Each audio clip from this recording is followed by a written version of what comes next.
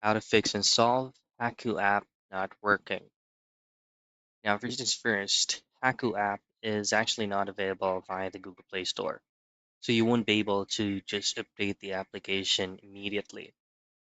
Now, updating the application is just by going to the specific source that where you downloaded the APK file.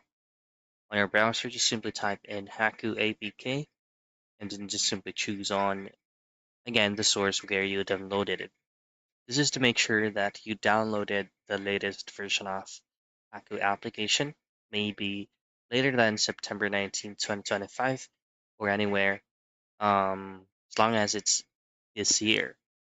So once you have verified that the application you're using is updated to its latest version, you now have to clear cache, data files, and cookies to the application itself.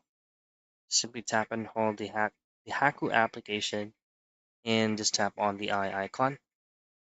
And here, scroll down and go into storage. And this is where you need to execute both of clearing the data and clearing all the cache.